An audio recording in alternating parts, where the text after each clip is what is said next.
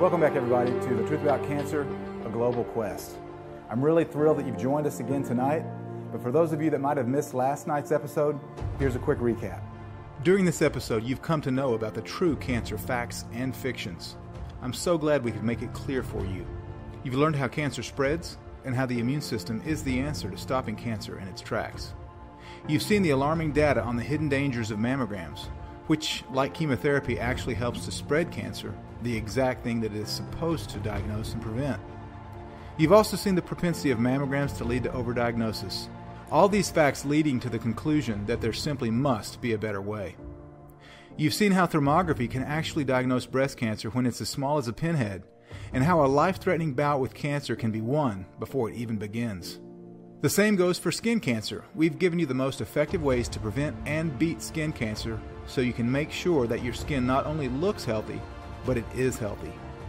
And as we will keep reiterating, nature itself will continue to give us answers as we tap into the amazing gift we've been given that surrounds us every day. You've heard the stories of how essential oils have helped to prevent and heal cancer, like Allison and Dr. Axe's mother, and how these people will attest that their lives are indebted to the gifts given in nature. As you can see, last night's episode was chock full of information that's vital in keeping healthy.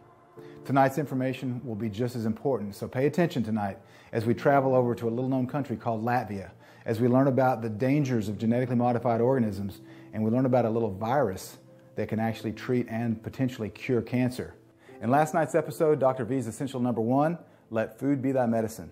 And tonight's episode is going to be chock full of information about food and nutrition. But before we get there, we're going to explore some new discoveries about circulating cancer stem cells, or as they're now called, circulating cancer tumor stem cells. Now, stem cells are a leading edge of research right now because it's now thought that the stem cells, which are what we call pluripotent cells, they can turn into anything. They are floating around in the bloodstream of cancer patients, and chemo and radiation do not work on them, so it doesn't even touch them. The trouble with chemotherapy and conventional treatments is they have no effect on the cancer stem cell. They only kill the daughter cells, the cells that are produced by it. So the tumor will shrink and they'll claim success, but you haven't killed the stem cell, so it all just comes right back. And what they found is when it comes back infinitely more aggressive than it did before. Again, chemotherapy is a chemical agent whose sole purpose is to kill cells. And the thinking, the medical justification is, well, we're only going to kill the cancer cells. Well, even that doesn't work. If you shrink some of the cells of a tumor, you still have the cancer tumor stem cells that just regrow that same tumor. And then at the same time, you've poisoned healthy cells in the body. So you've now reduced the ability of the body to fight future cancers and future insults and challenges to the immune system. One of the problems with chemo is because when you patient do chemo, those circulating tumor cell, cancer cell that we have, once you have the primary tumor, they can mutate and they become more resistant to other treatments. Circulating tumor cells is formed from the primary tumor and also circulating stem tumor cells.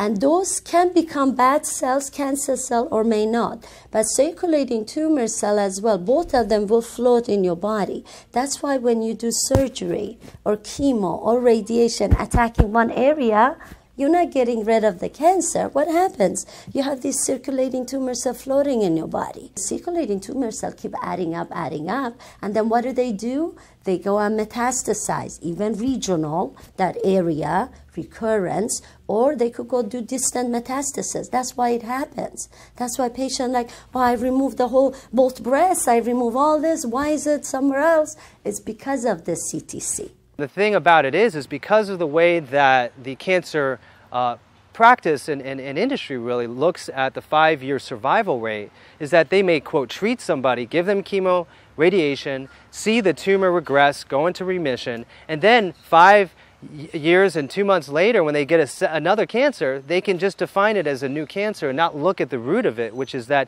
it was just the subpopulation of cancer stem cells that were not only resistant to chemo and radiation, but were enriched, that then grew back slowly over time, because as you know, right, a tumor or a cancer could take decades before you actually can get it to be surveilled.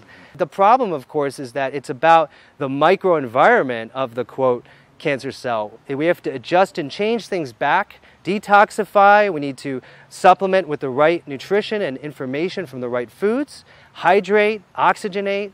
Those are all the factors that will then re-educate that cell to say, oh, wait a second, I'm supposed to do this particular job as a hair cell, this job as a heart cell. I'm not going to go become a cancer and try to take over the whole body. So he took some blood and he sent it to Research Genetic Cancer Center over in Greece to do what was called a CTC count, and which is a circulating tumor cell count, which is what I now know why all those women had breast cancer when their breasts were cut off in the trash can. That tissue was gone. They would have breast cancer come back in their liver, in their lungs, or in their bones, because any tumor over 2 millimeters has blood perfusion, and those cells were circulating and they took up shop in another place. I didn't know that, and I was a registered nurse. I was trained. But the surgery did nothing for the circulating tumor cells? All it did was make sure these women did not get cancer in the tissue that was thrown in the trash can. Turmeric is probably the most heavily researched anti-cancer agent which has the ability to selectively target the root of the cancer, which again, cancer stem cells, and then leave intact the healthy tissue. But you have other substances such as resveratrol, green tea, quercetin found in onions and other herbs, sulforaphane from cruciferous vegetables, especially broccoli sprouts. These are the heavy hitters that I'm sure you know a lot about. It's remarkable because what really this category is often polyphenol category. And so things like catechin in green tea, resveratrol from red grapes, even peanuts, and curcumin from turmeric.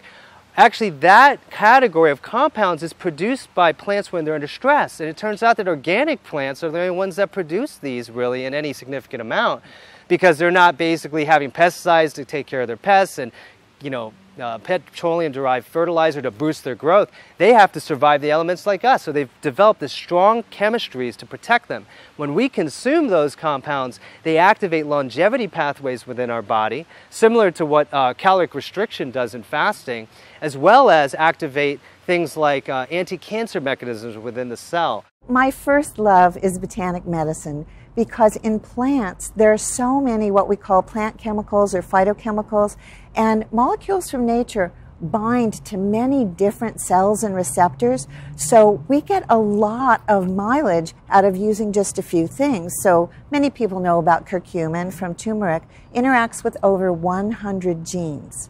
So if that was a drug, that'd be a blockbuster drug, not only because it does that, but also because you can take it safely for long periods of time. So we don't have medications like that. There happen to be plant chemicals that actually do work on stem cells. So we go back to some of our big levers, which are resveratrol, curcumin, and berberine. That's another one of my most favorite plant chemicals.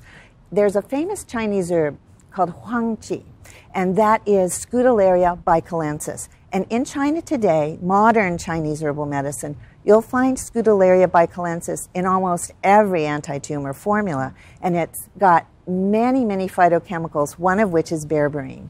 And berberine is very bitter, and it stimulates detoxification. Berberine also can control insulin. And so again, because that's a driver of tumor cells, and because in the United States over 40% of people are diabetic or pre-diabetic, this is one of the great drivers of cancer in the United States today. So we look for plants and chemicals that do that as well. And the Scutellaria bicalensis also has bicalin and bicalene and wagonin, which are flavonols, a group of chemicals that turn cancer growth off, turn inflammation off, turn apoptosis on, act on stem cells. So you can see that plants are multitaskers. We can do a lot with a handful of plants. For instance, you see in leukemia research, they have absolutely shown that leukemia is much more curable if you use quercetin. Most of the leukemias are very sensitive to quercetin.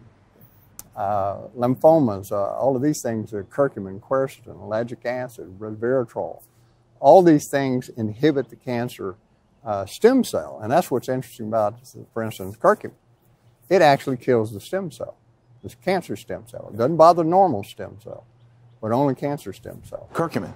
Curcumin. Okay. And that's the other thing about flavonoids and these plant extracts is they're very selective. They only damage, inhibit, and kill cancer cells. They have no effect on normal cells, except to make the normal cells stronger. Wow, so the selective toxicity, that's a big thing, because you don't want to kill the good cells, you want to kill only the cancerous. You see, and that's what they always look for, they call a magic bullet. Something that will kill the cancer cell and not hurt the normal cell. Well, this does even more. It kills the cancer cell, but it makes the normal cell stronger.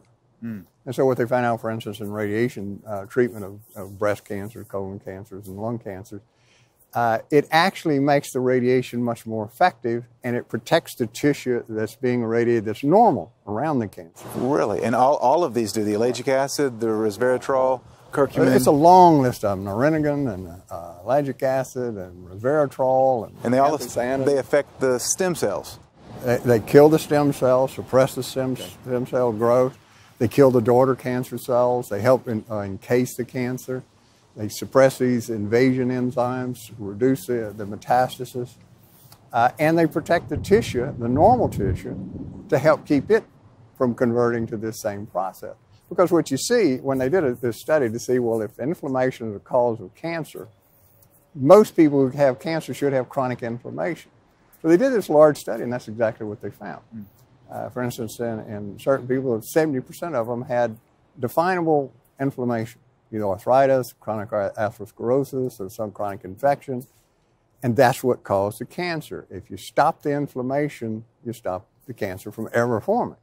So do these substances that you're talking about, these flavonoids, they have any effect on the inflammation? They're powerful anti-inflammatory. So they're not only anti-cancer, they're anti-inflammatory too. Yeah, and that's how they're preventing the cancer from occurring. Okay. And then they have other mechanisms that affect the cell signaling that kills the cancer, turns on cancer suicide genes, like P21, P53, and that'll make the cancer cell commit suicide, what we call apoptosis. So Dr. Blaylock, in light of the fact that these flavonoids are so beneficial, why is not every oncologist using them to treat cancer? Well, because they don't read their articles. And they don't know what these flavonoids are because they don't know the chemistry. So they've never heard of it. They go to a meeting, and the meeting is about the latest protocol or the latest chemotherapeutic drug. Right. And who sponsors the meeting? The makers of the chemotherapeutic drug. Wow, so the meetings are sponsored by the pharmaceutical companies. So what kind of education do you think the doctors are going to get there? Of course, they're going to get drug-intensive education. And again, this goes back to the premise for episode 1. Doctors are not bad people. They're just not educated about these natural treatments for cancer. And a real popular natural treatment that does revolve around nutrition and food is juicing, and specifically wheatgrass. People are loving wheatgrass. And so we're going to learn a little bit about wheatgrass here from a cancer survivor that actually used wheatgrass in her protocol to treat her cancer and to cure her cancer naturally. Her name is Lourdes Colon. She's an actress from Hollywood. Let's hear what she has to say. Wheatgrass was a really big part of the things that I did in fighting cancer. When I found out that, it's chlorophyll that's very similar to your blood, that is just one component away from what your blood is. We have iron that has magnesium, and magnesium helps build the iron. So it's a win-win. I learned that it also have vitamin B17 in it. Well, I knew that B17 fights cancer and shrinks tumors. So as much as I dislike the taste. Yeah, bitter. Yeah. And I mean, so many people that love it. It's so crazy. But I will say that when I started doing a lot of wheatgrass, I would do between 4 to 8 ounces a day. I did a colonics every day. I would also do a coffee enema to detox the liver, which was it was immensely helpful on everything I was doing. And I would take the pulp of the wheatgrass and I'd dip into the wheatgrass juice. I would place it on the tumors with the tape, leave it on for an hour. I started seeing shrinkage that way. In fact, I did that for a couple of days, and there was a time where I couldn't lay on the side because of the pressure, but doing that, I was able to finally lay on my right side without any pressure.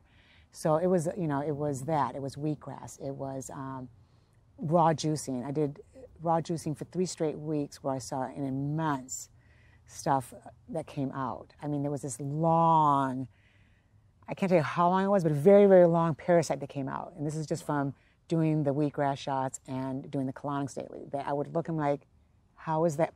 So that was in my belly. But it was just this very long parasite that came out. Then you see like a lot of this dead cancer cell that came out. It looked like it was a web. And this stuff was coming out. It was tinted with the wheatgrass when it came out. It was interesting, but it pulled all that out. Wow, that's amazing. Lourdes shared the story about expelling a foot-long parasite after juicing. That's pretty incredible to me. Now, most people think that the only way to get rid of a tumor is to surgically cut it out. But what if I told you that you could actually juice to remove tumors? Sherry Calbome is known as the Juice Lady, and in this next clip, she shares her personal story of expelling a tumor from juicing. Superior nutrition, just flooding the body with all of those wonderful nutrients that begin to feed our cells and bring them to life. That's what we want to bring into our body, live food. And so one of the ways we do that is through juicing. That's why I'm known as the Juice Lady. Yes. So talk about juicing. Juicing is my passion because we take these beautiful fruits and vegetables, and mostly vegetables is what I recommend, with maybe just a little fruit, you know. And I apologize, all we have here for props, there's a little bit of fruit here. Yeah. But imagine, there are beautiful leafy greens here, and maybe some carrots and cucumbers and celery and some ginger and a little lemon. Now that's what I have for breakfast almost every day. But so you juice all that up. You've got everything broken down so well that your body can begin to absorb it right away. So everybody is into fiber, fiber, fiber. Oh, you've got to have all this fiber in your juice. But actually, when it comes to juice as a supplement, like a liquid vitamin, mineral, enzyme, biophoton, phytonutrient glass of wonderful nutrients, it's even better when it doesn't have the fiber in there. Not the soluble, yes, it's got soluble fiber, but the insoluble, because it's going to go right into your system. It's guesstimated, that it's at work in your system in about 20 or 30 minutes. And that's bringing that life right into your body and all those antioxidants that are binding up toxins and carrying them out of the body. And when we're sick with cancer, it's even more important to do these kinds of things to heal the body. Because as I see it, two primary reasons that people get sick. One is toxicity, and number two is that we are undernourished in this country. People are not getting the vital nutrients that their bodies need. So again, back to the juice, broken down, you can get a big concentrate of nutrients, like a great big bowl that it would take you maybe hours to eat. You can juice it all up pretty fast. It goes right into your system. And it's so good. It's so good. I mean, it's delicious. Talk about your first 5 days of juicing a couple of decades ago. And the story you told me. Yeah, I was really sick in my late 20s and decided that I better do something. This is more than a couple decades ago. I better do something because no doctor knew what to do with chronic fatigue and fibromyalgia, and they still don't.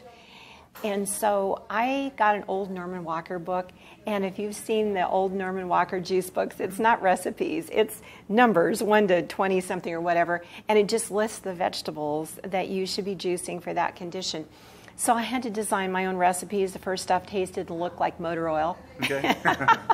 You get too many greens and just the right mix, and it looks pretty brown and nasty. But I didn't care. I was so desperate, and I'm just a very determined person. When I'm going to go for it, I'm going to go completely jump in that pool, you know, and go for it. So I decided I'm going to do a 5-day juice fast. On day number 5, this is honest truth, my body expelled a tumor the size of a golf ball, about that big, with blue blood vessels attached to it. It looked like somebody just chopped them off. And that got my attention, like nothing. So 5 days. 5 days on day number 5. So I thought, okay, I should just get well after this. You know, that whatever was making me sick is probably gone now, and I should be well. No, I was detoxing. I had some good days and some bad days. I was climbing up that mountain, but it seemed like a couple steps forward and then a couple steps back as my body was getting rid of a lot of toxins. But there came a day when I woke up one morning and thought, oh, somebody gave me a new body in the middle of the night. I mean, I felt like a brand new person. Right. Yes. And so it wasn't just that one day that I had turned the corner. You know, I was turning the corner the whole time. My body was healing and moving in the right direction. I just didn't see the manifestation of that. And that's why I always say to everybody on their journey, there is hope. I give you hope. As long as you're breathing, there's hope. And there's healing, and there's so much that can be done. Don't give up. Because just about the moment that you think, this isn't working, you're probably about to turn the corner. And you could have a morning like I did, where you wake up and think, wow, I feel like a new person today. That's really amazing. She expelled a tumor just from juicing. That shows you that there are other ways to get rid of tumors. Now, I asked Sherry, who's the juice lady, as I mentioned, What's the best juicer? Because it's a very frequent question.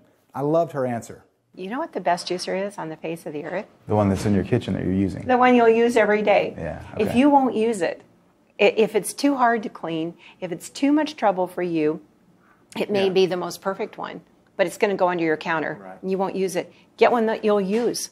I was told that I had base of tongue cancer tumors that had spread to my lymph nodes on my neck. And they were worried that it had already spread to the rest of my body and my organs. So they put me in a room with about 34 oncologists at this major hospital and put a camera down through my nose to have a look at the tumors that were at the base of my tongue. And a copy of the tumors all appeared up in a screen behind my head, and my wife saw them, and she said they looked scary. And the head oncologist came to us and he said, you need to start radiation and chemo immediately, because they're worried that it's spreading or else I would not survive. And we were in total shock at the time. We lost words and we just looked at each other. A few days later, I went to see another group of 11 oncologists at another hospital near my home, and they said the same thing. They said immediate radiation and chemo, or you will not survive very long, because this is a very dangerous type of cancer. It's already spread to your lymph nodes, and we don't know where it is at this stage without further PET scans, MRIs, things like that. So I went home with joy and just in total confusion, hopelessness, despair set in for a few days, didn't know what to do. So I decided to start, looking in the net, what are the side effects of radiation and chemo, and what exactly is chemo and radiation. I discovered on the net Try Bollinger's Quest for Cancer Cures, and I listened to all his interviews with various cancer specialists all over America, and I was especially intrigued by some of them, and I learned so much. For treatment with chemo and radiation for the type of tumors I had, I would need a tube to breathe and a tube. They wanted to insert a tube in my stomach for food. So I rang the hospital and sent them an email, both hospitals, and I said I refuse the chemo treatment and the radiation. I'm going to do some research myself and seek a natural alternative to the chemo and the radiation. And that was it for a couple of days, and then they started ringing me and creating fear over the phone and saying things, you won't live very long. I went on total vegetarian food. I had a lot of fruit and nuts to eat, and I went on a 3-week fast, just water and taking these vitamins.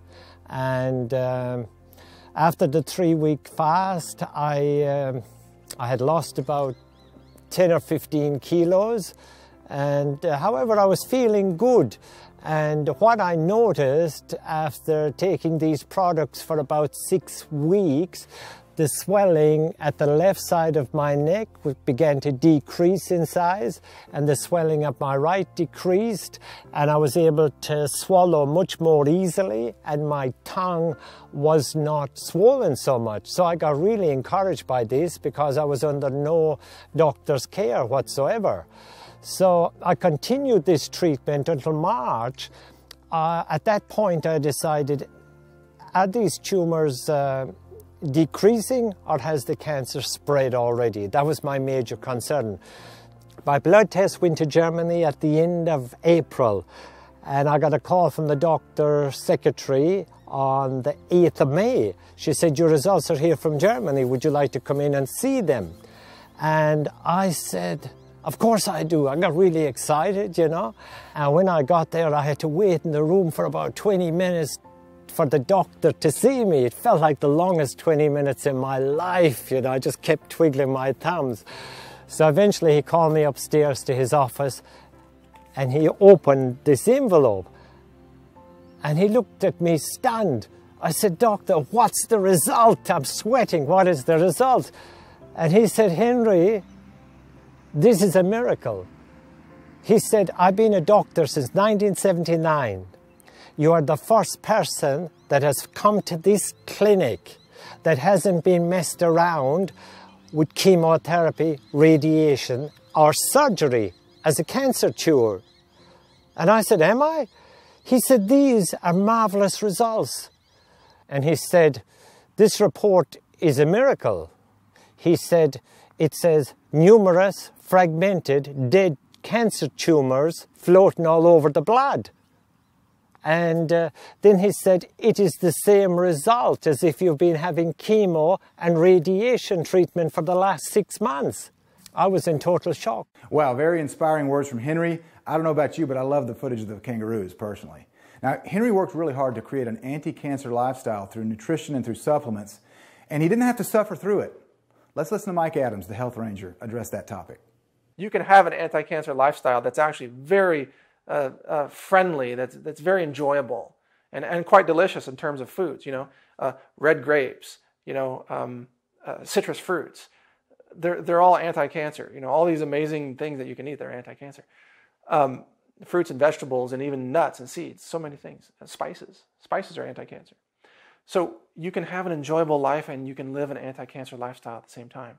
You don't have to suffer through it. You know, the most delicious dishes are usually the most powerful anti-cancer meals because they have all the colors and all the different tastes of all the plants that have anti-cancer properties. You know, it's someone who eats a bland diet that is headed for diabetes or cancer or heart disease. Look at the processed food diet. You know, it's high fructose corn syrup, soybean oil, and sugar and salt. Yeah, sugar and salt and just garbage processed ingredients. That's a diet of cancer. And that diet tastes horrible. But that's what people have been trained to think is okay. And you know how the food companies make those foods taste good is they add toxic chemicals to them. MSG, taste enhancers, whatever. So if you eat real food, you're eating an anti-cancer diet, just automatically. All your vegetables are going to be great. It's hard to find a vegetable that's not anti-inflammatory and anti-cancer. Yeah, it is, because God packaged them just right. They're our most important food in our fight against cancer. We all the brightly colored vegetables, and there are hardly any that aren't. I mean, a few, and they're still good for us. Eat the rainbow, right? Yes, absolutely. And there's two parts to healthy diet, I think. One is avoiding the bad stuff, and the other is taking advantage of the good stuff. Yeah. You know, and avoiding the bad stuff is things like pesticides and hormones and chemicals and antibiotics and all those sorts of things, and processed foods, additives and flavorings and colorings, and the list goes on. Right. And taking advantage of the good stuff is getting all the phytonutrients and all the flavonoids and all the beautiful things that fruits and vegetables and a balanced, varied diet provides to us. Yeah. You know, we need the fiber to help clean our colon out. We need the phytonutrients to give us that vitality and that energy and that ability to fight off cancer. And it's incredible what can happen when you don't just eat a little less bad, when you actually make your food an expression of what you love. Your body is more vital and more alive, and you have more bounce in your step, and you have more clarity in your mind. Yeah. And that's what I love getting to see happen in the work that I do. Every day I'm interacting with people whose lives are transforming. Well. And we're getting to see their smiles brighter and their work more productive and their energy stronger and their lives longer as time goes by. And it's thrilling. We share Ocean's passions to see people's lives change through nutrition and through better health. And one person that's near and dear to my heart that loved to see people's lives change as well was Grandma Helen. And she also, by the way, ate the colors of the rainbow, as Sherry Calbone just mentioned. Now, my Grandma Helen, I called her Mama Helen, was diagnosed with cancer in the late 1980s, and for over a decade, she took a product called Essiac-T, and it kept her cancer at bay until she died. And unfortunately, a couple of years before she died, she stopped taking Essiac-T. In this next clip from Dr. Steve Clayman, you're going to learn a little bit more about the benefits of Essiac-T. One thing I got turned on to years ago was Essiac-T, and I read about this nurse, Renee Case, up in Canada. Back in the 1920s, many of the cancer patients were referred to her who were terminal by their doctors. And she gave them this tea called Essiac tea, E-S-S-I-A-C, Essiac tea. And it was a blend of herbs given to her by an Indian medicine man. And lots of people were getting cured. So about 15 years ago, 18 years ago maybe, my secretary said to me one day, she says, Dr. Clayman, my aunt has cancer of the spleen. What would you do if you had cancer of the spleen? I told her I'd start drinking Essiac tea. And she said, where can I get it? I said, go down to Whole Foods. So about a month later, she tells me her aunt has been drinking the tea, goes into her medical doctor. Medical doctor says, I can't find any cancer in your body. I think you've had a healing. And she said, well, I've been drinking that Essiac tea. And he said, oh, it has nothing to do with it. You were in spontaneous remission. We've heard that term before, right? Many times. That's a word that means, I don't know why you're better. We call it a spontaneous remission. So she goes on, comes back to the doctor a couple of months later, and he says, I'm sorry to tell you, the cancer's returned, and I think you have about 6 to 9 months to live. So when she goes home, Angie asks her, are you still drinking the tea? And she said, no, the doctor said that had nothing to do with my cancer disappearing. She said, you start drinking that tea. And she did. And I spoke to Angie a couple of years ago, which is about 15 years after this incident, and she said, her aunt told her, next time you talk to Dr. Clayman, tell him thanks, I'm still drinking the Essiac tea, and I still have no cancer. I had a patient who had bowel obstruction, and I opened him up, and he had a cancer of his cecum, where the appendix was, and it cut out, but it had already spread to his liver. And so he was kind of doomed by conventional things. And instead of taking chemotherapy, he took Essiac tea. And he went for years under my care, and the tumor never came back. So that was just 2 people that we heard the stories of that successfully used Essiac tea, plus my grandma Helen, that's 3. But there's literally thousands more people that have successfully used Essiac tea to keep their cancer at bay and even completely turn it around. But according to mainstream medicine, Essiac tea is quackery. According to the mainstream medicine, all of these natural remedies have no scientific basis. It's nothing more than snake oil.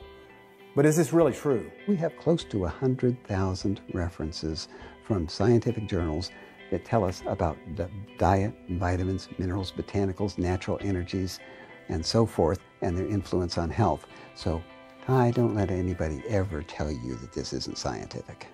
There's just tons of science. It's just that nobody pays attention to it because, I'm sorry folks, it isn't patentable.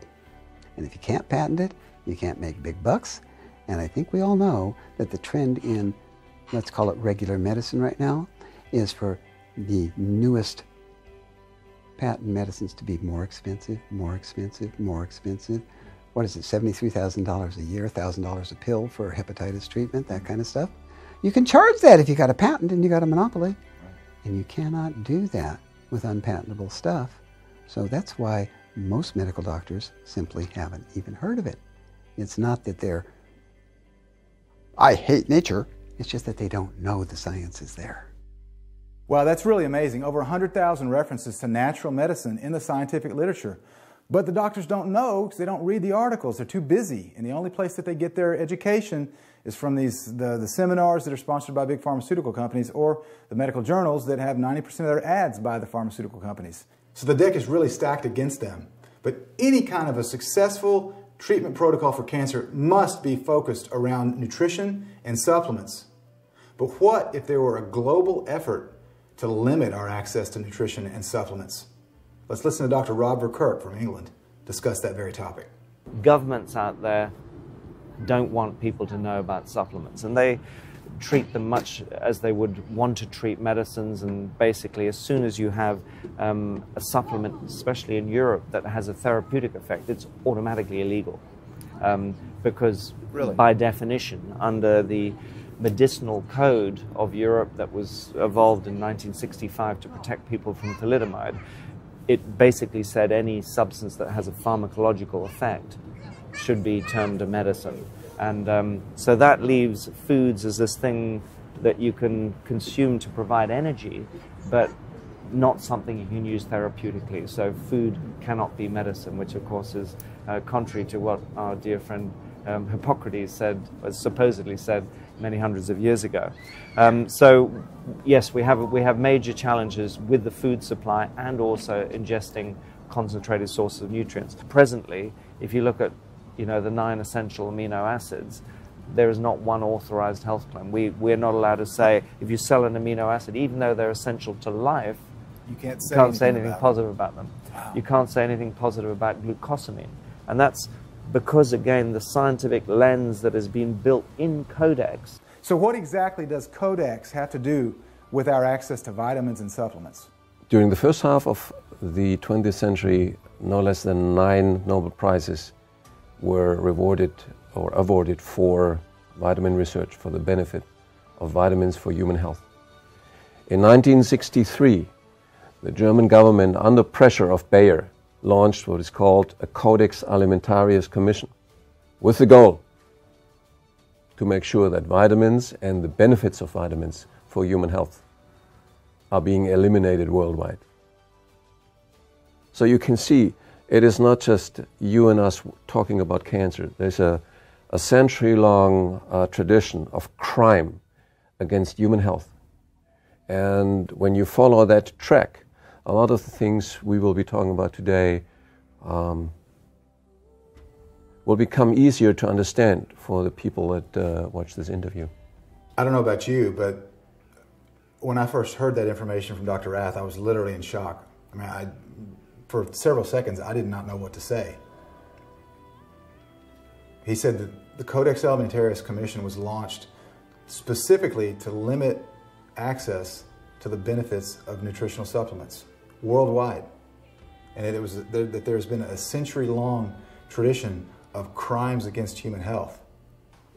I wish that it stopped there, but unfortunately, the rabbit hole goes even deeper. What if not only were we limited in our access to nutritional supplements that can heal us, but we were all actually forced to eat foods that make us sick without even knowing about it? That's the topic of genetically modified organisms, or GMOs. And we're going to learn more about this in this section. Genetically modified organisms, you take genes from one species and force it into the DNA of other species. Now, the GM crops on the market, there's 9 of them, and the primary traits are either herbicide tolerance or pesticide production. So herbicide tolerance, Roundup Ready is the most popular. Roundup Ready soy, corn, cotton, canola, sugar beets, and alfalfa. They're engineered with genes from bacteria and pieces of virus, etc., not to die. The plant doesn't die when it's sprayed with Roundup herbicide, which normally kills plants. So it makes weeding easier for farmers. They can simply spray over the crops and kill all the weeds, but not the Roundup Ready crops. And the other genetically modified trait that's popular is pesticide production. They take a gene from bacteria in the soil called Bacillus thuringiensis, or BT for short, and take that gene, which produces a known insecticide, and put it into corn and cotton. So when a bug, certain types of bugs, eat or try to bite the plant, the toxin gets released, and then it breaks open little holes in their stomach walls and they die. So now we eat that insecticide, and we also eat the Roundup-laden crops. So we're eating 2 types of poisons in these GM crops. What we are doing if we are modifying the genes in the plants to make them more resistant against bacteria. And what is digesting the food in our stomach and intestine? Bacteria. 2 kilograms of bacteria are in our stomach and intestine, and now you serve them the food which they can't use normally because these are protected by genetical approaches to avoid this destroying. And now new combinations of peptides are left in our stomach and our intestine and absorbed by our blood. Yeah? And then we don't know the interaction with the systems in our body. When we're making plants that are like Frankenstein, you know, that are not natural, that's where we get into trouble, because then we're playing God with nature and we don't know what kind of monsters we're actually going to create, or if our body can actually metabolize them, or if those combinations of genes are going to turn on other disease processes. There's too many unknowns. We are all participants in a mass experiment. You know, pretty much unless you've been living in a cave somewhere or growing all your own food, you have consumed some GMOs at some point. I mean, they're only in 5 major food crops, but those food crops are so widespread. We're talking corn, soy, canola, sugar beets, and then of course cotton, which ends up in cottonseed oil. Right. But all of our restaurants virtually contain genetically modified organisms in their ingredient supply. So unless you never eat out at restaurants, you're probably being exposed to them. We do know with certainty that genetically modified organisms are leading to vastly increased use of Roundup, glyphosate, which has just been declared by the World Health Organization to be a likely carcinogen. We do know that they are leading to vastly increased use of 2,4-D, which is one of the 2 ingredients in Agent Orange, right? And which has been linked to a host of metabolic and health and neurological dysfunction, birth defects in large numbers. Right. We do know that when we spray these chemicals on our croplands, we wind up eating crops that have literally absorbed herbicide, which is unprecedented in human history, because always before, if you sprayed them on your crops, the crops would die. Right? But so now we're resistant crops. Right, we have resistant crops, so they're absorbing the herbicide, so we're consuming the herbicide. So what is the impact on human beings of consuming large amounts of glyphosate and 2,4-D and other toxic herbicides? I think it's pretty alarming. Ocean just mentioned that glyphosate has recently been declared a probable carcinogen by the World Health Organization. Now, glyphosate is the main ingredient in Roundup. In this next clip from Jeffrey Smith, who's a renowned GMO researcher, and we recently learned on our quest, he explains why glyphosate actually causes cancer. Roundup can promote cancer in many, many ways. First of all, it's an antibiotic, and it kills off beneficial gut bacteria, causing an overgrowth of the bad gut bacteria. Now, this overgrowth of negative gut bacteria is linked to certain cancers, colorectal cancer, for example. The overgrowth of negative gut bacteria can produce zonulin, which can create leaky gut. It opens the gaps in the cell walls on the intestines, and leaky gut is linked to cancer. Roundup also damages a set of enzymes called the CYP enzymes, which are part of the detoxification process, and CYP enzymes are linked to cancer. And one of the problems with Roundup is it can disable some of those enzymes that are involved with detoxification. So any toxic influence from the environment can be much more toxic when you're also exposed to Roundup or its active ingredient glyphosate. Through the gut bacteria overgrowth, it can promote inflammation in the gut, and inflammation is also linked to cancer. So Roundup has all these different ways, like a perfect storm. The other thing that no one really talks about is glyphosate is patented in 1964 by a company called the Stouffer chemical company. And it was meant to be a chelator of minerals, trace minerals, magnesium especially. So what's happening is every person tested has some glyphosate typically running through them, depending on how they eat. But majority of people do, including mothers, including newborn babies. So what you're looking at is going through your body as a sponge that pulls your minerals out of your body, pulls your magnesium out of your body. So, and this is coming from also soil that has glyphosate in it that takes up the magnesium. So there is a huge push for magnesium deficiency and people to supplement magnesiums, and that's one of the reasons this is happening right now. That also affects circulation, and it's been shown that magnesium. If I go on that subject for a second, it's been shown that it's low magnesium levels is also a probable carcinogen. Just having low magnesium levels. Supplementing magnesium with tumors shows tumor shrinkage. This is a huge thing when it comes to cancer. No one does this. They irritate all our cells and destroy the membranes. This is another cause for let's say stomach or intestine cancer, colorectal cancer also. It's amazing that we know that glyphosate causes cancer, and it's the main ingredient in Roundup, which is used on all the GMO corn and the soy, but the FDA does not require a single study to determine whether GMOs are safe. This is a result of a policy overseen by Michael Taylor in 1992 when he was at the FDA, and then he moved on over to Monsanto that produces these genetically modified crops, and he was their chief lobbyist and attorney, and now he's back with the FDA as the food safety czar. Now, because of the policy that was developed by Michael Taylor while he was at the FDA that GMOs are substantially equivalent to food, no testing is required. But is it really true that GMOs are substantially equivalent to food? We have a situation where the claims in the policy that they weren't aware of information showing that GMOs were different was a complete lie. It was a total fabrication. The lawsuit forced 44,000 secret FDA memos into the public domain, and it showed that the overwhelming consensus among the scientists working at the FDA was exactly the opposite. They said GMOs might create allergens, toxins, new diseases, and nutritional problems, urged their superiors to require testing, complained about the drafts of the policy, and their concerns were ignored and even denied. And the tests that they do, tobacco science, completely rigged to avoid finding problems. We catch them red-handed. Tobacco science. Jeffrey Smith just mentioned that term. Another example of tobacco science was the Seralini study of 2012.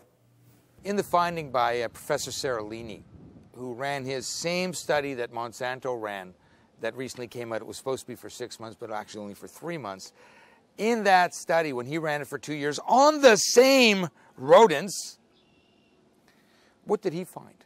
Well, he found liver and kidney damage beyond control group.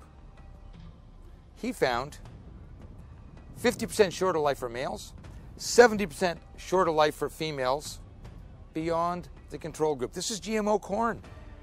And he found 200 to 300% increase in tumors. They say a picture's worth 1,000 words, so check out what the rats look like after eating GMO corn. One of the popular theories is that genetically modifying crops is necessary in order to feed the world. We hear that all the time. But is that actually accurate?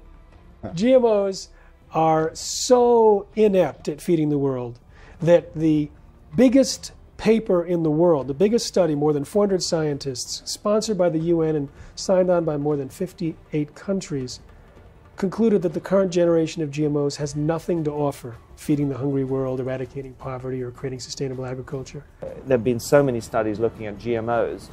There's very little science that suggests that at the moment there's any evidence that GMOs can play a realistic part in resolving world hunger.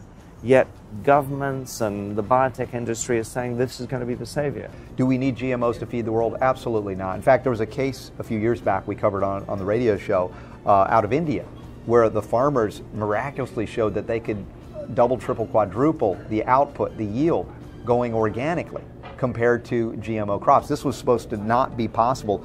This family on 2.5 hectares, they said, 2.5 hectares, 22.4 tons of rice out of that. Wow. Yeah, all organic. And that's supposed to not be possible. But they have 44,000 pounds of rice? Yeah, can you think? You can't feed the world organically by doing that?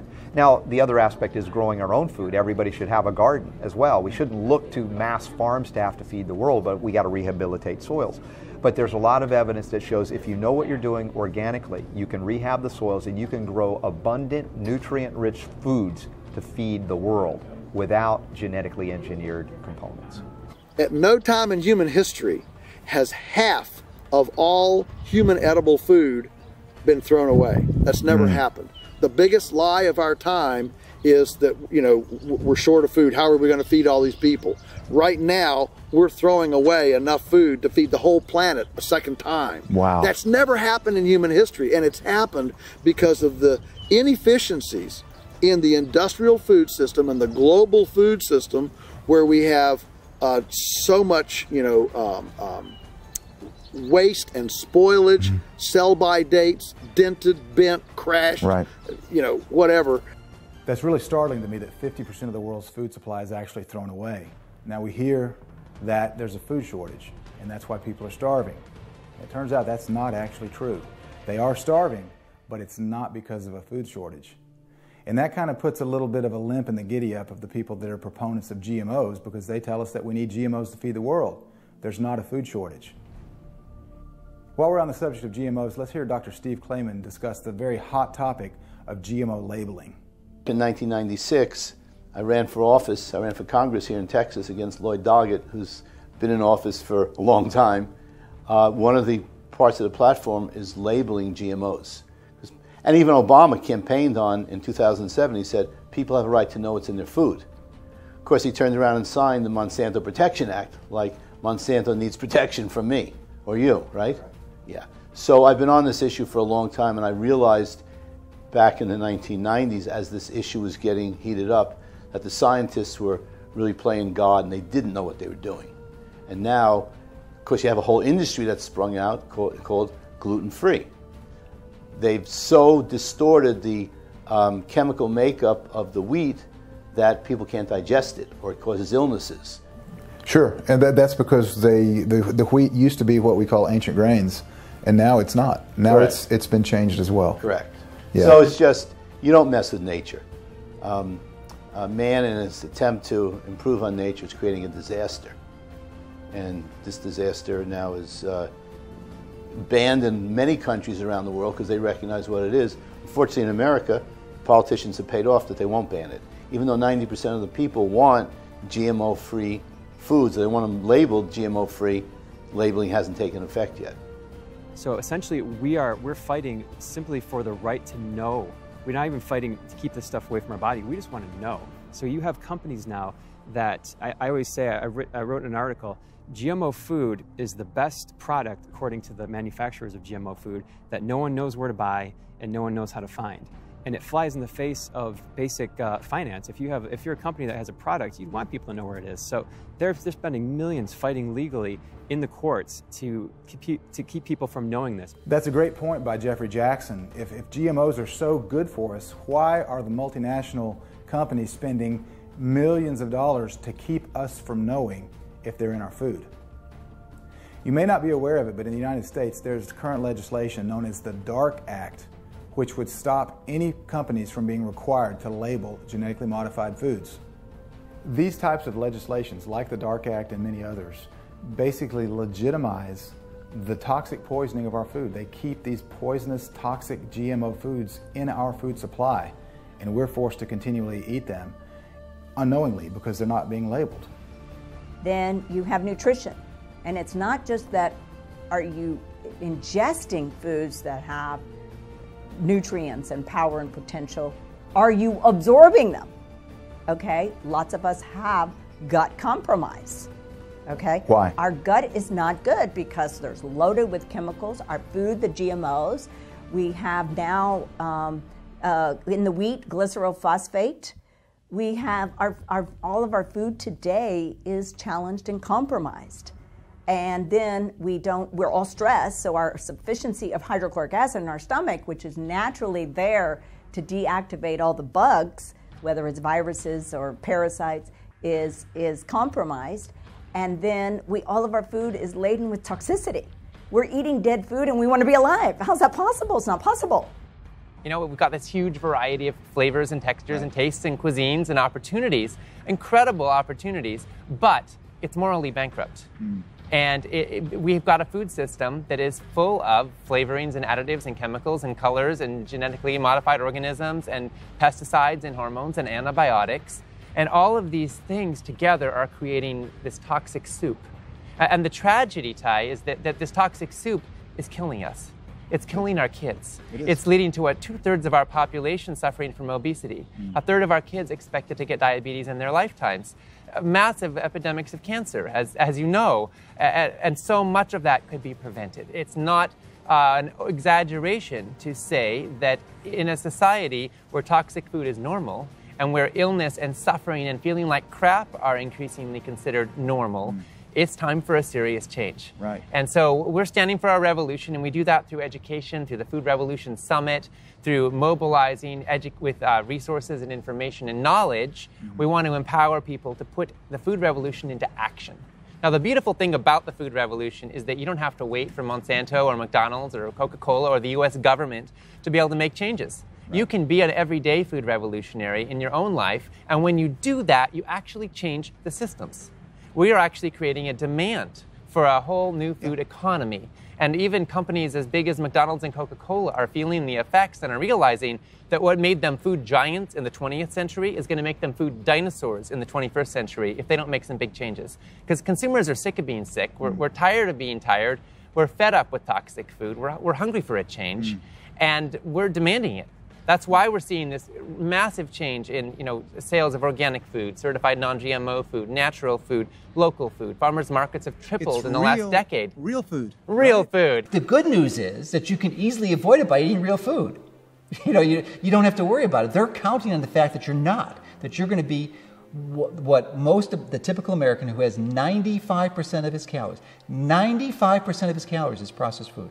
Wow. 95%. That's amazing. I didn't know it was that high. 95% processed. The typical American. That's not you and me, but the average American is 95%. Wow. So they've got a long way to improve that. Now, does it have to be 100% real food? No. You can have 5-10%. It's probably okay. The lower the better, of course.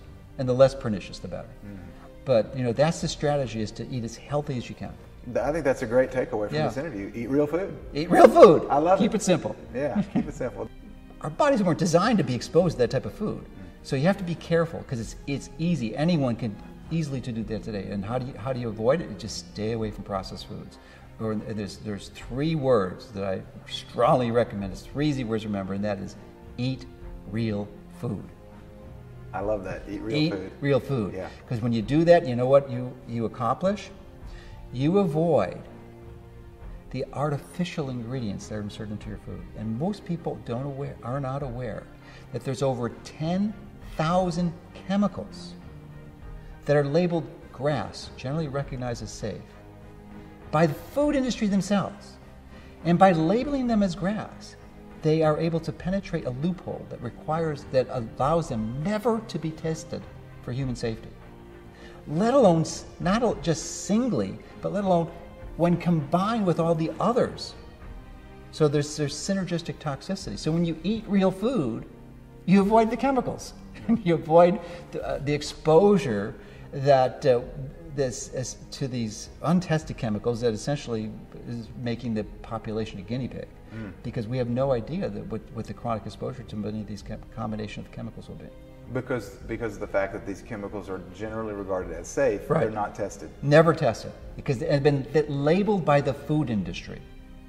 So you're right. Well, you're right. We are the guinea pigs. Yeah, and you could say, well, it's okay. I'll just read the label. Well, if you had the eyesight and the glasses to be able to read the 2-point font, and the chemical understanding to read the label, because those are complex chemical terms, they're not even there. The loophole says because they're GRAS, you don't have to put them on the food label. Really? Yes. Wow. So there is no way a conscientious consumer could possibly choose the right food, a packaged food. So you just play it safe, eat real food, which means you or someone you know or love or pay prepares the food. Now, does that mean you have to do it 100% of the time? No, it's almost physically impossible to do that, because you're going to go out to eat in restaurants, and obviously you're going to delegate that responsibility. But your general pattern, 80-90% of the time, is to eat real food that's prepared by you or someone you know. I love that from Ocean Robbins. Real food that God made. That's what we should be eating to nourish our body. And it's never too late to start eating good food. Don't be discouraged if you haven't eaten the diet that you should have up to this point. You can start now. And we're going to see evidence of that in this upcoming clip from Robert Scott Bell as he describes a study that was done in Sweden. There's a recent study out of Sweden that was interesting. It was a 2-week analysis, very brief, but what it showed was just so profound. A family that was eating conventionally grown, non-organic foods, pesticide-laden, who thought it was too expensive to eat organic. They did a test. They said, all right, we're going to take urine samples when you start eating your regular food. Then we're going to switch the whole family, kids, parents, everybody, to organic. And over the course of even one day, and ultimately 2 weeks, the pesticide levels in the urine was extraordinarily high in everything. And each day it dropped to the point 2 weeks it was almost undetectable.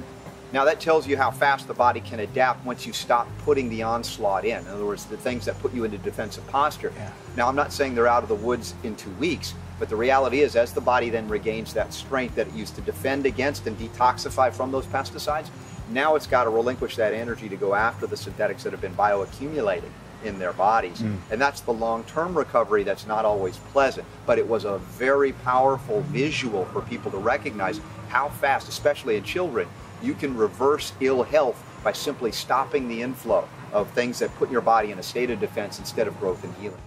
Sweden. This is a country right across the Baltic Sea from a small country called Latvia.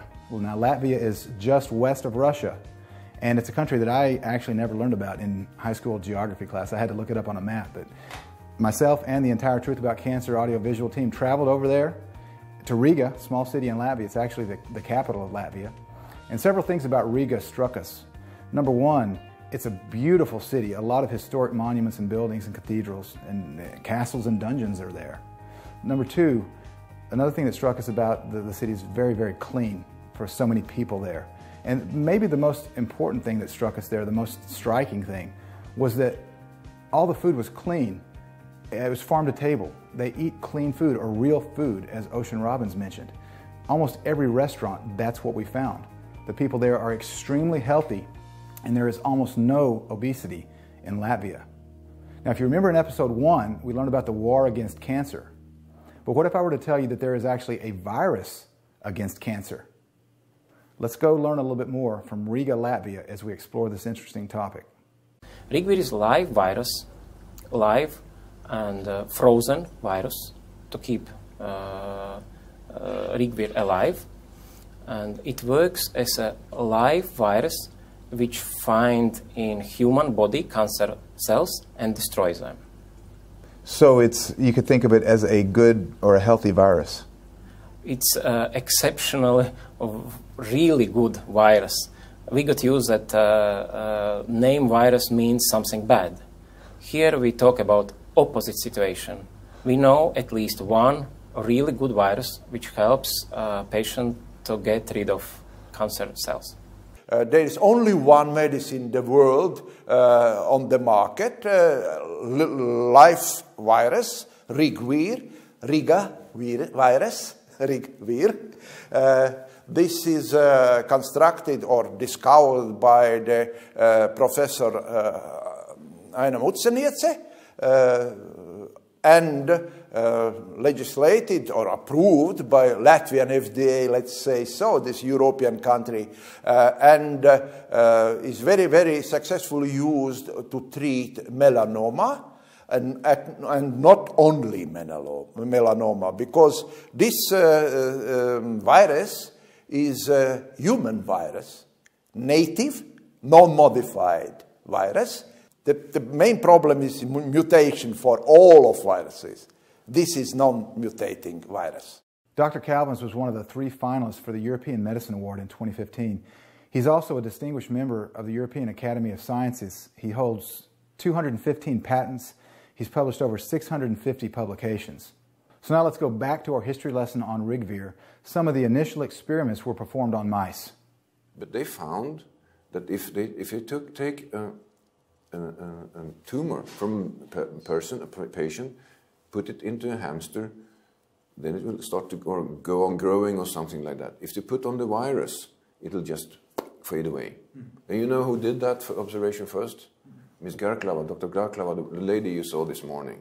Really? Yeah, she did that. RIGVIR virus has the peculiarity of selectively targeting cancer cells, leaving normal cells untouched. That's called oncotropism. And you know who was the one that brought the first virus to the first patient? Dr. Garklava. Again, RIGVIR is an oncolytic virus. All right? So this is a cartoon, but it shows how the cartoonist would display it. The virus infects a tumor cell, it replicates within the tumor cell, and it just destroys it, blows it up.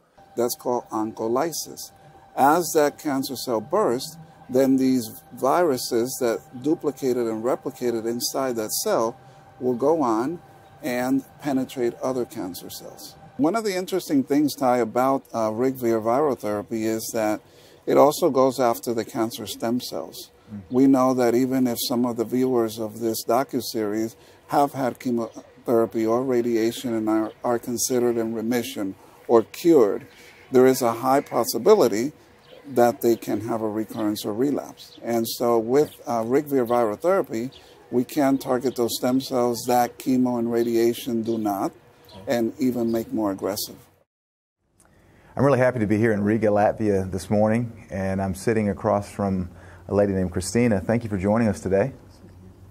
She is going to share with us her story of overcoming melanoma cancer. It all started in the end of 2012. When I contacted my doctor, he diagnosed the melanoma of a fourth stage with a metastasis in liver.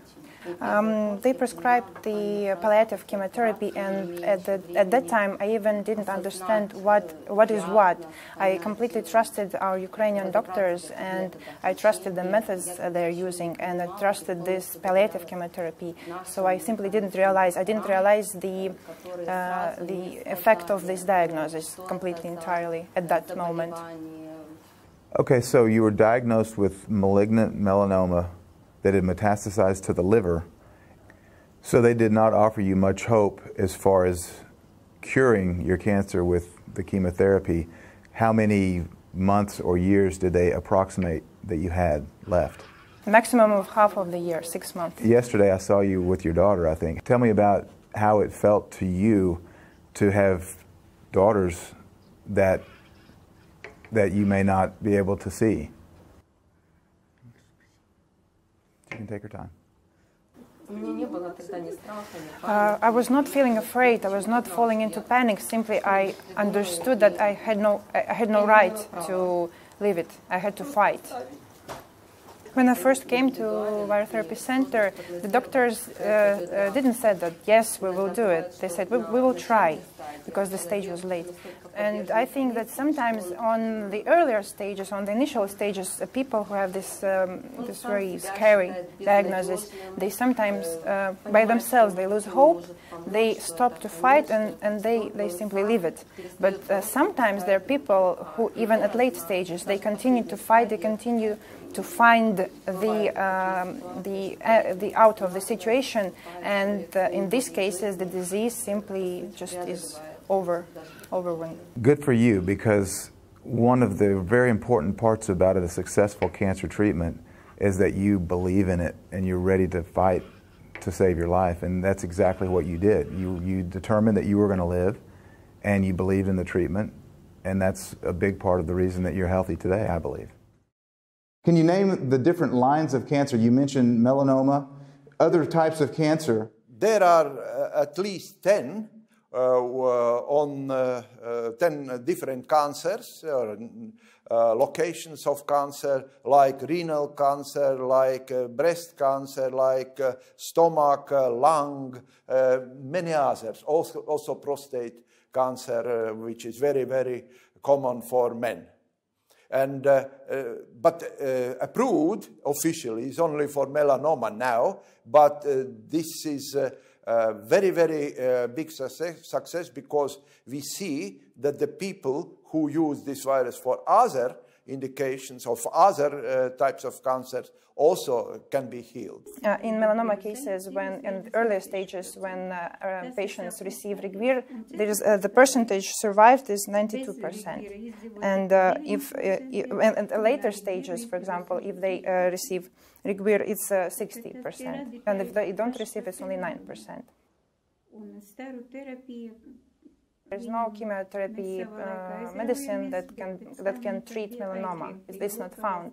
And in the beginning, we were using radiotherapy, but then it even got rejected. So we could not use it because it kills the immune system. It's very hard to fight. We come back to chemotherapy. The medicine in chemotherapy field is not found to cure melanoma, and the second negative is that it has side effects which simply destroys the immune system, which lowers the quality of life of the patient, and simply changes the whole life of the patient by these side effects. Rigvir is the first cancer virotherapy where you have an oncolytic virus which also has immunomodulating activity. That's the dual mode of action. Then comes second mechanism of Rigvir. Whenever those Rigvirs are attracted to cancer cells, those cancer cells becoming visible for human immune system. Until that time, they are invisible. They have natural ability to be hidden from immune system. And due to Rigvir guidance, because Rigvir is attached, virus is attached to cancer, and this Rigvir is inside the cancer cell. So immune system, due to Rigvir, recognize cancer and start react against this cancer.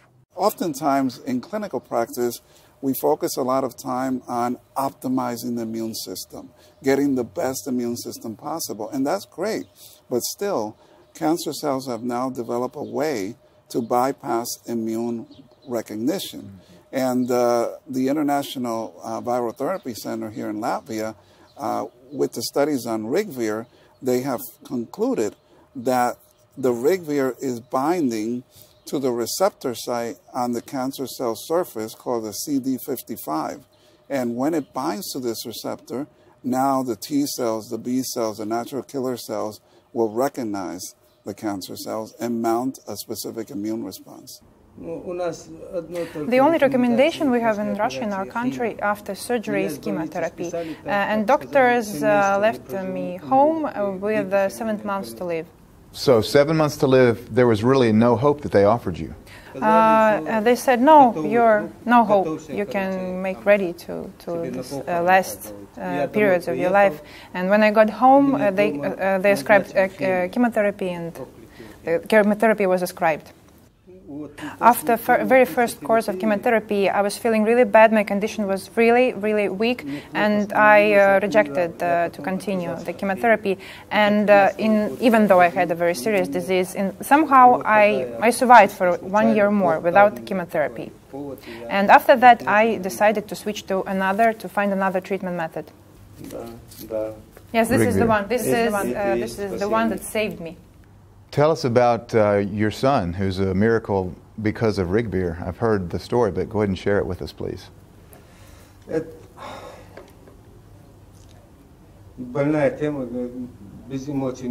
a very hard topic. I become very emotional.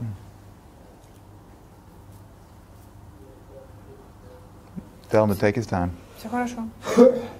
Успокойтесь. Нормально так. Не спешите. Ну и как-то сидели дома, ужинали. We were sitting at home having dinner, ordinary evening, and my wife said that she's pregnant.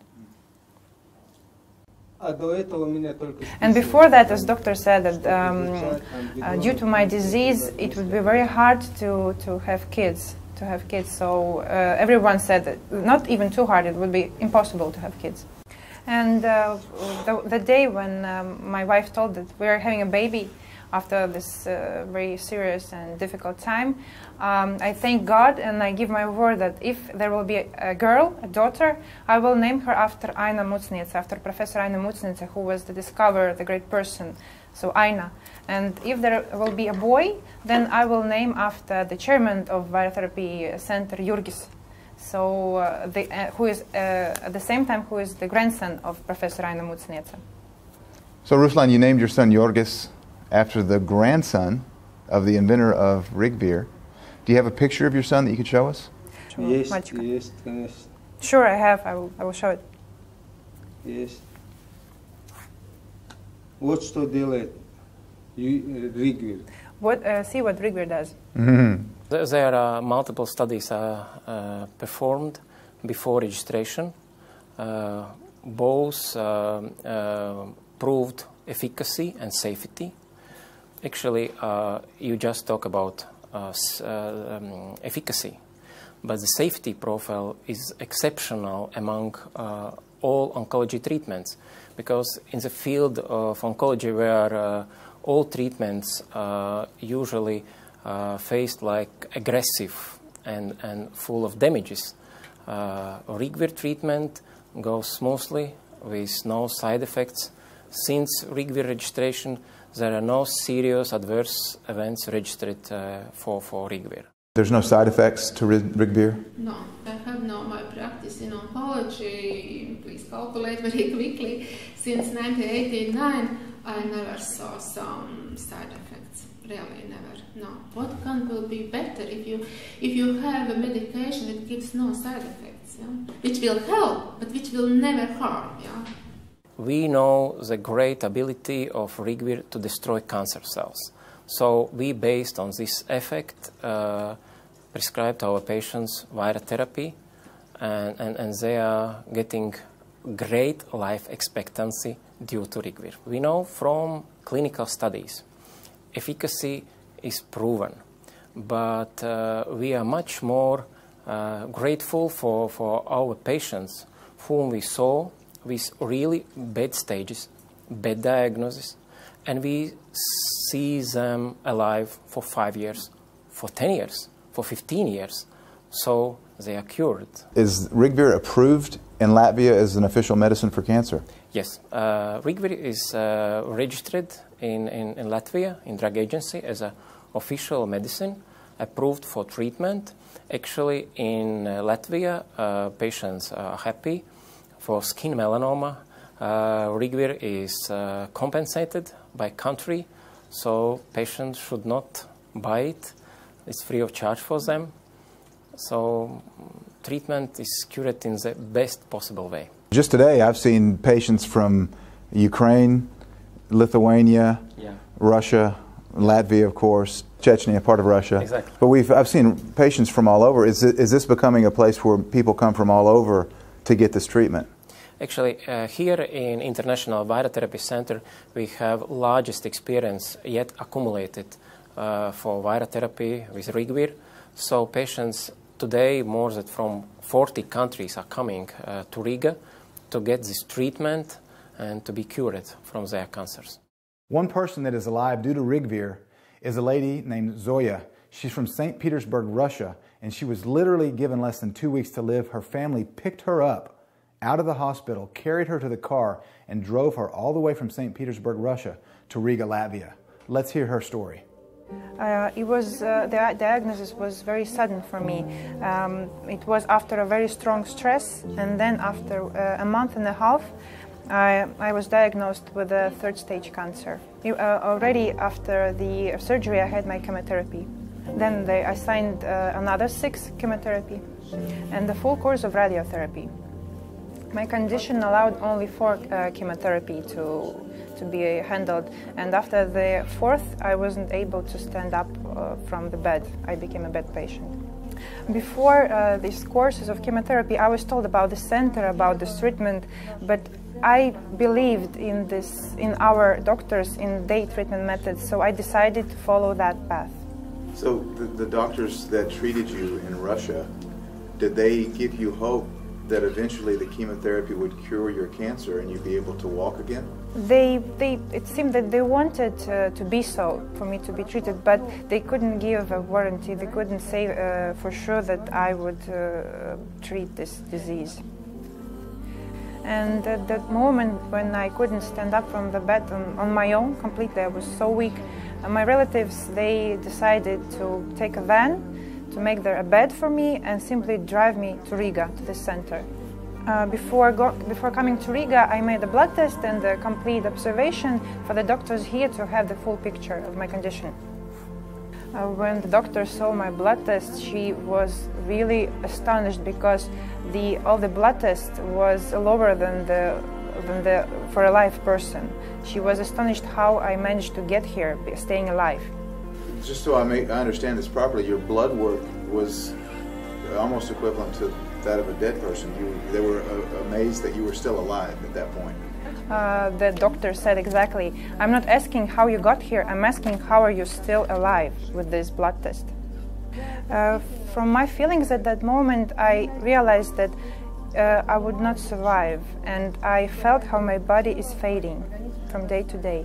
The doctors recommend me to take certain measures, to take certain indications, to simply, not even before taking Rigvir, to simply boost my immune system, to renovate, repair my immune system, my body, so I could be ready for Rigvir. And after a couple of weeks, I started to take Rigvir.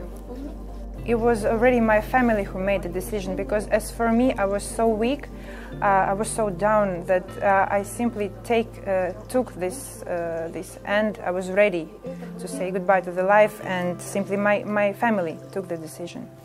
I simply accepted their decision, and I thought, what shall be, this shall be. Simply, I followed them.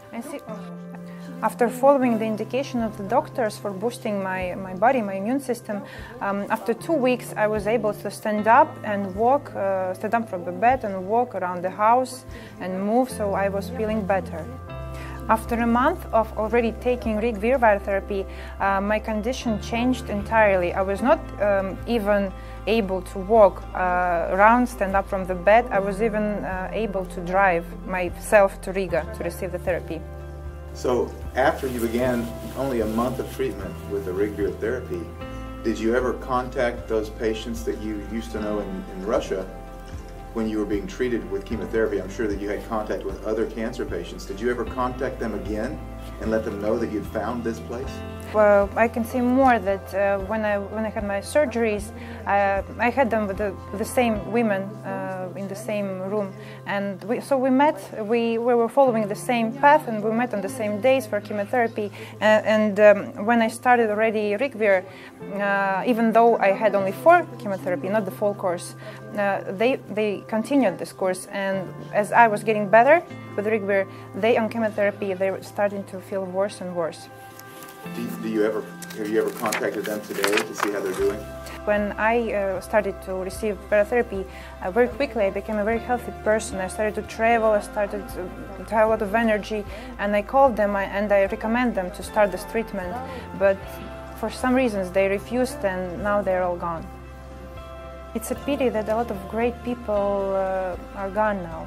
But I'm happy, I'm healthy, and I can't say that at the beginning I didn't trust this method. Simply I didn't know, and I was so weak.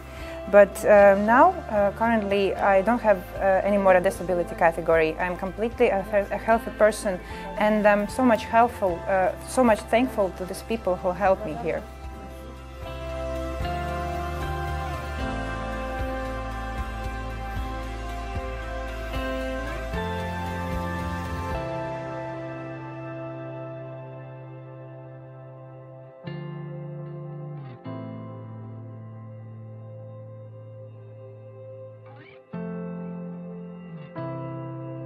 Wow, if those testimonials don't touch your heart, I don't know what will. I can't believe it, but we're almost at the end of tonight's episode. But just in case you missed any of it, let's look at a quick recap of what we've learned tonight. Wow, what incredible discoveries we've been privileged to learn from these experts today. We're accomplishing and fulfilling our goals to educate, expose, and eradicate cancer through covering these vital areas of discovery in identifying cancer-killing viruses, learning the importance of cancer stem cells, the dangers of GMOs, the power of juicing, and the significance of eating the rainbow. Had you ever heard of viral therapy before? Had you ever seen the documented evidence behind it? I know that seeing a virus that selectively targets and kills cancer without harming the body is truly encouraging, as you see that experts making scientific advancements and survivors across the world are, in fact, winning the war against cancer. I know you've been empowered by learning about cancer stem cells and that this simply must be addressed in true cancer treatments and preventions. You may have been shocked to see that many conventional therapies are not even addressing this crucial origin of cancer, and consequently the victims of false treatments are having their cancer recur, and doctors and patients alike are scratching their heads and feeling trapped inside this cancer maze. The truth about cancer is found in identifying and solving cancer's root causes. You've seen the horrifying poisoning of our major food supplies through GMOs, and how truly harmful these frankenfoods are to our bodies, as well as how you can eat a diet which is GMO-free and prevent these harmful toxins from entering your body. You've seen how bringing the right foods into the body is in fact medicinal, and that eating the rainbow, while a colorful metaphor, is an inspirational reminder to supply the body with its diverse needs. Finally, You've seen how juicing can be an integral part of an efficacious protocol for beating and preventing cancer, and you've seen the inspirational stories of people that have trusted in nature's medicine to heal their body. I'm so grateful we've been able to equip you with the keys of truth on these vital topics which affect cancer, and that through the application of what you've learned, you can live free from fear, knowing that you can beat and prevent cancer in your life, as can your friends and family. I hope you've learned from tonight's episode. That's our desire, is to educate, and I really believe that tonight's episode was jam-packed, full of information that's vital to be healthy and to prevent cancer. In tomorrow night's episode, we're going to fly down to Tijuana, Mexico, and we're going to visit a cancer center that's curing patients all the way from stage 1 to stage 4 that have breast cancer, prostate cancer, ovarian cancer, thyroid cancer, and lymphoma, just to name a few, all using non-toxic therapies. We're going to also learn about the role of glutamate in feeding cancer cells. We all know about sugar being a primary cancer feeder, but almost nobody realizes that cancer has 2 fuels. One of them is glutamate. We're going to learn a lot more about that tomorrow night. We're going to also take a tour through a very prominent doctor's garden who grows much of his own food. We're going to learn about the medicinal properties in these amazing nutritional superfoods. And we're also going to hear from a man who has started what's called the Food Revolution Summit, as he gives us his take on nutrition, specifically as it relates to cancer. I'm so excited to have been able to share this information with you tonight. I hope it's impacted your life, and if it has, please share with your friends, share with your family. Bring them back tomorrow for tomorrow night's episode, because it will contain some life-changing information. Until then, have a great evening. God bless every one of you out there.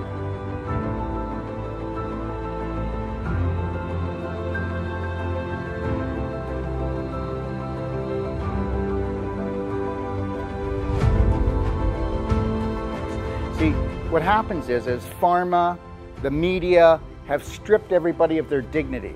People have lost control, they've given up, they feel helpless, they feel hopeless. And you know what? Who's gonna save them, Ty? So here we got the war on cancer. They spent billions of dollars, and your videos have done more than all these billions of dollars will ever do. Because you've put hope back into these people's hearts. You put hope back into their minds. What Ty Bollinger done has given us knowledge. Knowledge empowers us. The knowledge that the cancer funnel that the industry has, chemosurgery, radiation, that there's more out there than that. So giving people knowledge, it empowers them to take control of their own health, to ask questions, to say no to mammograms, to say no to CT, to say no to chemo and radiation. It's empowering people to make decisions. Knowledge is power.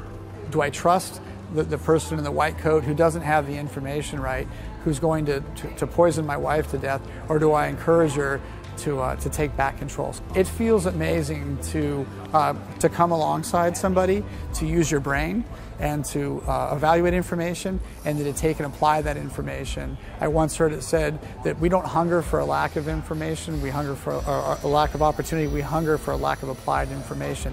That we just, the things that we know aren't far out of reach if we'll just go look, and if we'll do something with them.